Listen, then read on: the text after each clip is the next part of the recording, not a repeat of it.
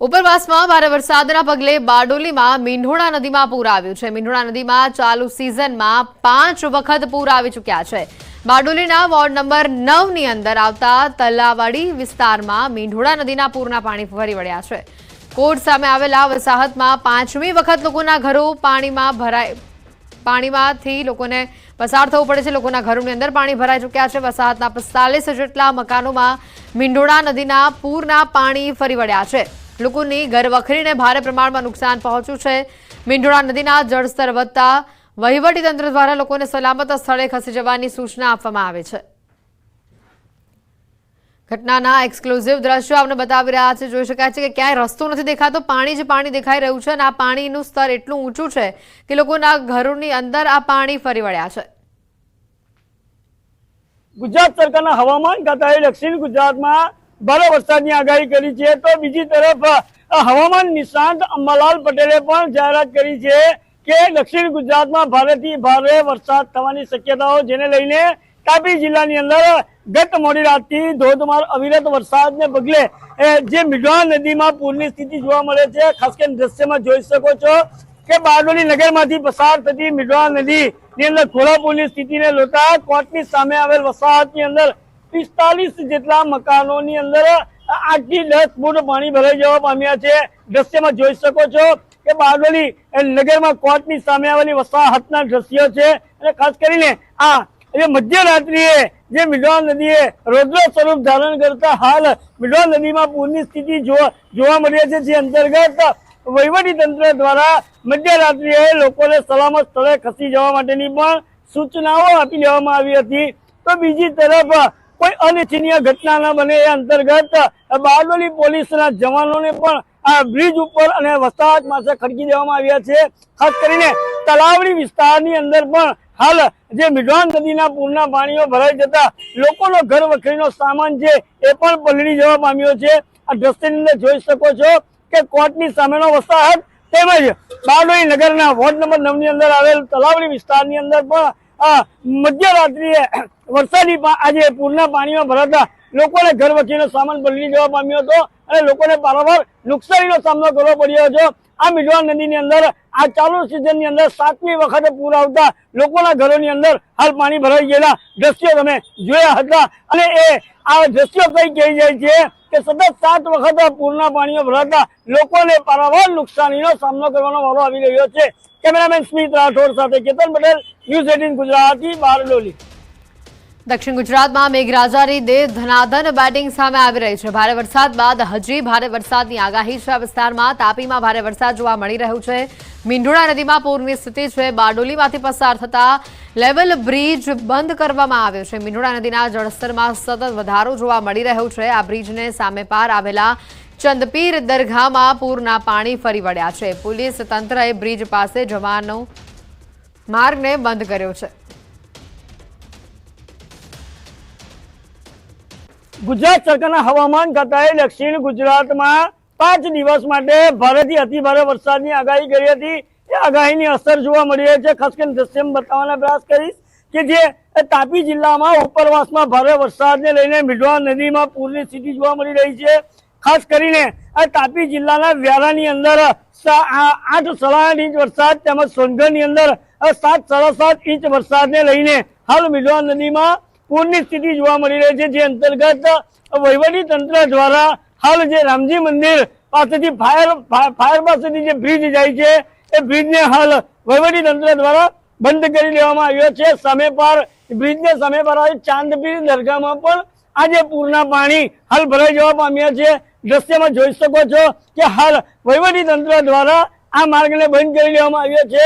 તો સાથે સાથે આજે પોલીસ તંત્ર દ્વારા પણ હાલ પેટ્રોલિંગ પણ કરી દેવામાં આવ્યું છે અને અહીંયા જે કોઈ આ બ્રિજ ઉપરથી અવર જવર નહીં કરે એના માટે જવાનો પણ ખડકી દેવામાં આવ્યા છે।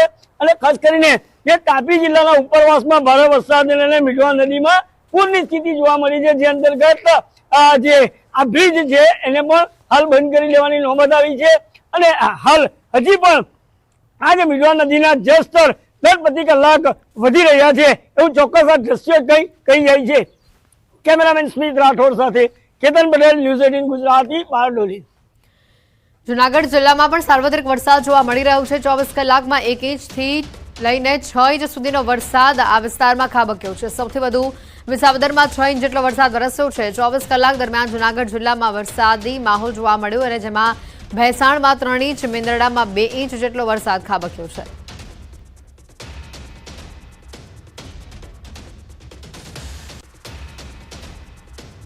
રાજકોટથી અન્ય સમાચાર આવી રહ્યા છે। સામે ભાદરક ડેમ ફરી એકવાર ઓવરફ્લો થયું છે। સૌરાષ્ટ્રના બીજા નંબરનું આ ડેમ ફરી ઓવરફ્લો થયું છે। ભાદરક ડેમના 3 દરવાજા 1 ફૂટ સુધી ખોલી દેવાયા છે।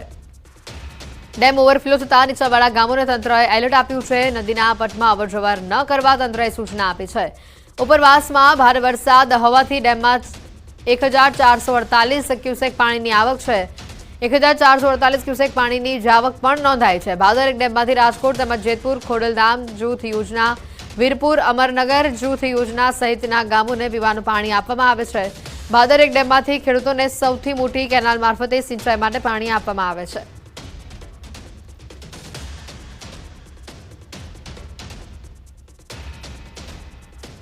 અમદાવાદમાં જોઈન્ટ પાર્લામેન્ટરી કમિટીની બેઠક મળશે। વકફ બોર્ડ સુધારા વિધેયક અંગે આ બેઠકમાં ચર્ચા કરવામાં આવશે। ગુજરાત સરકાર અને વકફ બોર્ડ જેપીસી સમક્ષ પ્રેઝન્ટેશન રજૂ કરવામાં આવશે। આ બેઠકમાં વકફ બોર્ડ અને અન્ય સંબંધિત પક્ષોના લોકોના મત સાંભળવામાં આવશે। બાર કાઉન્સિલ વકીલ એસોસિએશન પોતાનો મત રાખશે। 9 ઓગસ્ટ 2024ના રોજ 31 સભ્યોની જેપીસીની રચના કરાઈ હતી, જેમાં 21 લોકસભાના સાંસદ અને 10 રાજ્યસભાના સાંસદ જેપીસીની વકફ બોર્ડ સુધારા વિધેયકમાં સામેલ છે। શહેરની તાજ હોટેલ ઉપર પોલીસનો બંદોબસ્ત ગોઠવવામાં આવ્યો છે। અને આ મુદ્દે વધુ જાણકારી મેળવીશું। સંવાદદાતા સંજય નાગ અમારી સાથે સીધા અહીં જોડાઈ ચૂક્યા છે। સંજય, વધુ માહિતી શું આવી રહી છે સામે?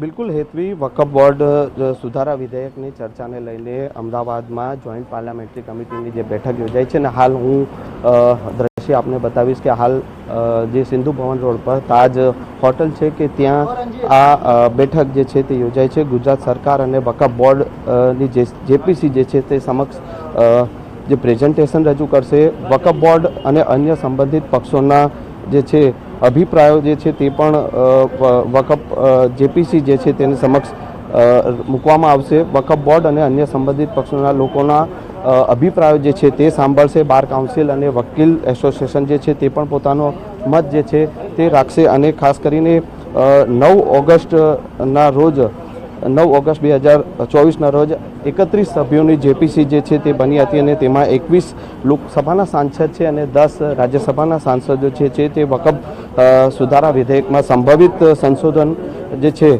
તે સંશોધન સંભવિત છે કે નહીં તે નક્કી કરશે। એટલે કે અત્યારે જેપીસી જે છે તે અત્યારે અમદાવાદ પહોંચી છે અને તેની જે બેઠક જે છે વકફ બોર્ડમાં સુધારા વિધેયક જે છે તે સંસદમાં જે રજૂ કરવામાં આવ્યો હતો અને તેનો જે પ્રકારનો જોરશોરથી વિરોધ થઈ રહ્યો છે અને તેને લઈને આ સમગ્ર મામલો જેપીસી સમક્ષ મૂકવામાં આવે છે અને જેપીસીની રચના કરવામાં આવી છે। 31 સાંસદોની જે છે તે આ જેપીસી કમિટી જે બની છે અને તે સમગ્ર મામલે અત્યારે અલગ અલગ રાજ્યોમાં આ જેપીસી જે છે તે અભિપ્રાયો જે મેળવી રહી છે અને તે અત્યારે જેપીસીની બેઠક અમદાવાદની તાજ હોટલ ખાતે યોજાઈ છે। જી બિલકુલ, આભાર સંજય માહિતી બદલ।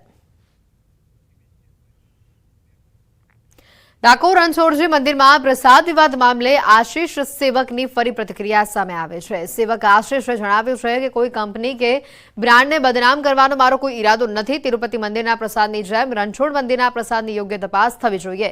પહેલાના પ્રસાદ અને અત્યારના પ્રસાદની ક્વોલિટીમાં ફરક છે। ઉલ્લેખનીય છે કે આશીષ સેવકે લાડુ પ્રસાદ 2-3 દિવસમાં જ બગડી જવાનો દાવો કર્યો છે અને જે બાદ અમૂલના એમડીએ સ્પષ્ટતા કરતા સેવકના આક્ષેપોને પાયાવિહોણા ગણાવ્યા છે અને સેવક વિરુદ્ધ કાર્યવાહીની ચીમકી ઉચ્ચારી છે, જે બાદ આશીષ સેવકે પ્રેસ નોટ દ્વારા ખુલાસો કર્યો હતો। તિરુપતિ મંદિરની અંદર જે પ્રસાદની ચકાસણી એવી ડાકોર મંદિરની પ્રસાદની ચકાસણી થવી જોઈએ, બરાબર છે। મારે કોઈ બ્રાન્ડ કે કોઈ કંપની ના બદનામ કરવાનો કોઈ ઈરાદો ન હતો કે ન છે, બરાબર છે। અને હજુ પણ હું કહું છું કે મંદિરના પ્રસાદના પહેલાના ટાઈમનો જે પ્રસાદ ને અત્યારના ટાઈમનો પ્રસાદમાં ઘણો ફરક છે।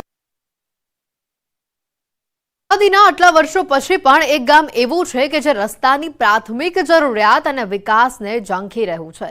વાત છે મહીસાગર જિલ્લાના ખાનપુરના કનોડ ગામની, જ્યાં આજ દિવસ સુધી વિકાસ પહોંચ્યો જ નથી. આ દ્રશ્યો તેની ચાડી ખાઈ રહ્યા છે. અહીંયા જેસલિયા ફળિયામાં લોકોને જીવના જોખમે કોતરમાંથી પસાર થવું પડે છે. વર્ષોથી રસ્તો ન હોવાથી કોતરમાંથી બાળકોને ટ્રેક્ટરમાં બેસાડીને લઈ જવામાં આવે છે.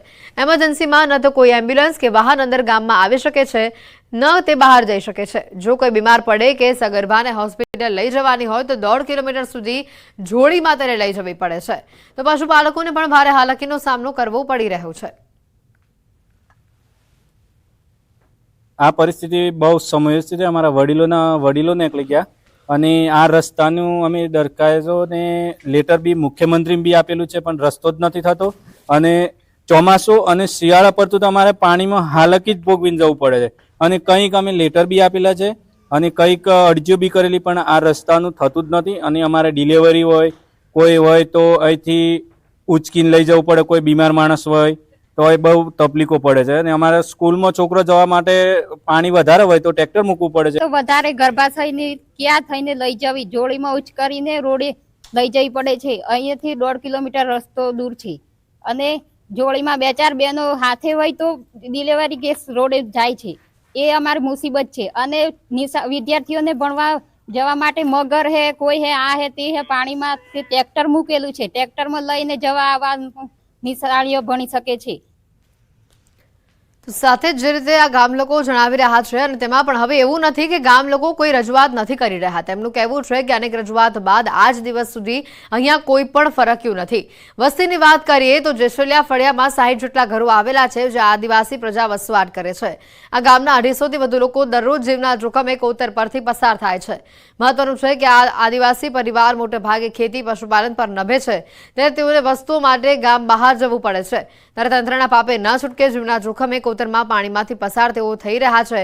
ત્યારે ગામ લોકો મોટા મોટા વિકાસના દાવાઓ વચ્ચે બીજું કંઈ નહીં પરંતુ ગામમાં એક પાકા રસ્તાની માંગ કરી રહ્યા છે. ત્યારે તો 1 મહિનાથી બિલકુલ રસ્તો બંધ છે કે અમારે ત્યાંથી 5 કિલોમીટર દૂર ફરીને જવું પડે છે. ખેતરમાં જવું હોય, ડેરીમાં જવું હોય, અને અહીંયા આ ટ્રેક્ટરના વાહન આ તે કોઈ વાહન નીકળતા નથી. બાઇક, મોટરસાયકલ વગેરે ચાલતા જવું પડે છે. ને સ્કૂલમાં છોકરાઓને મૂકવા પણ અમારે વધારે પાણી હોય તો ટ્રેક્ટર મૂકેલા છે, અને ઓછું પાણી હોય તો અમે ચાલીને પેલી બાજુ ઉતારીએ છીએ. મારી રજૂઆત તો 4-5 ફરા કરીએ સરકારની, પણ અત્યાર સુધી પંચાયત કે કોઈ અમારું સ્વીકારતી નથી ને રસ્તો થતો નથી. પાણી આવી જાય તો 15 દાડા સુધી ઢોર ઢોક બધું ઘરે બેઠું રહે. અમારે ચાલવા નીકળવાનો રસ્તો બંધ થઈ જાય. અમારી પરિસ્થિતિ વર્ષોથી આવી પણ અમારે કોઈ ઉદ્ધાર થતો નથી. મહીસાગર જિલ્લાના ખાનપુર તાલુકાના કનોડ ગામનું જે ફળિયું આવેલું છે તેમાં 250થી પણ વધુ વસ્તી છે અને 40થી પણ વધુ ઉપરાંતના ગામો છે. ત્યાં વર્ષોથી આ પરિસ્થિતિનો સામનો કરવો પડી રહ્યો છે. આપ દ્રશ્યો જોઈ શકો છો કે ન્યૂઝ 18 ગુજરાતી અત્યારે કનોડ ગામના જે જેસડિયા ફળિયું કહી શકાય તેઓને વર્ષોથી આ પરિસ્થિતિનો સામનો કરવો પડી રહ્યો છે. પાણીમાં કંઈ લેવા જવું હોય તો પણ પાણીમાંથી નીકળવું પડી રહ્યું છે. આવી 2 થી 3 જગ્યાએ પાણીમાં ગુજરી ત્યારબાદ જ તેમને જેસડિયા જે ફળિયું છે તે આવે છે. બાળકોને સ્કૂલો લઈ જવા માટે પણ વાલીઓ ઘણી મહેનત કરે છે. સવારે મૂકવા પણ જાય છે અને સાંજે લેવા પણ આવે છે. અનેક રજૂઆત બાદ પણ જેસે તે પરિસ્થિતિ અહીંયા જોવા મળી રહી છે. વાત કરવામાં આવે તો જેસડિયા ફળિયું આજે આઝાદીના આટલા વર્ષો બાદ પણ તેની તે પરિસ્થિતિ પામી છે. ત્યારે અનેક રજૂઆત બાદ પણ પરિસ્થિતિ તેની તે રહેતા અનેક સવાલો અહીંયા ઉભા થઈ રહ્યા છે. નેતાઓ સહિત અધિકારીઓને પણ અનેક રજૂઆતો કરી છે. દ્રશ્યો જોઈ શકો છો કે અહીંયા કેટલાય ઊંડા પાણીમાં બાળકો સહિત વાલીઓ અહીંયા વિદ્યાર્થીઓને ભણવા લઈ જાય છે અને અનેક ચીજ વસ્તુઓ જે ગામમાં જવું હોય તો પણ અહીંયા આ પાણીમાંથી જ નીકળવું પડી રહ્યું છે. અનેક મુશ્કેલીઓનો સામનો કરી રહેલા આ ગામ લોકોનું નિવારણ હવે ક્યારે આવે છે તે જોવું રહ્યું. હિતેશ ભાટિયા, ન્યૂઝ 18 ગુજરાતી, મહીસાગર. અમરેલીમાં ચાલુ વરસાદે સિંહની લટાર કેમેરામાં કેદ થઈ છે. ભાવનગર સોમનાથ નેશનલ હાઈવે ઉપર 2 સિંહે પશુનું મારણ કર્યું. જાફરાબાદ તાલુકાના કાગવદર ગામ નજીક ડાલામથા હાઈવે ઉપર ચડી આવ્યા. ચાલુ વરસાદે સિંહ હાઈવે પર આવતા વાહનો પર થંભી ગયા હતા. ઘટનાના દ્રશ્યો સામે આવ્યા છે. એક બાજુ વરસાદ ચાલુ છે અને બીજી બાજુ સિંહોના આંટા ફેરા હાઈવે ઉપર જોવા મળી રહ્યા છે. સિંહ હાઈવે પર આવી ચડતા વાહનો પણ થંભી ગયા હતા. રસ્તાની વચ્ચોવચ્ચ સિંહ આવી ચડતા લોકોએ પણ આ દ્રશ્યો પોતાના કેમેરામાં કેદ કર્યા હતા. ચાલુ વરસાદે સિંહ હાઈવે પર આવી ચડ્યા.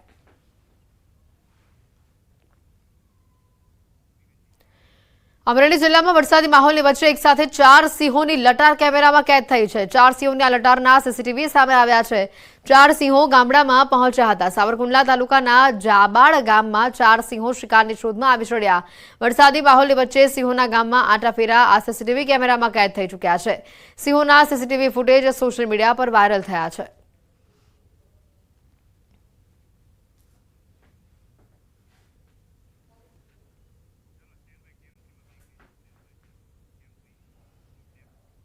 સમાચારોમાં હાલ રોકાઈશું એક બ્રેક માટે.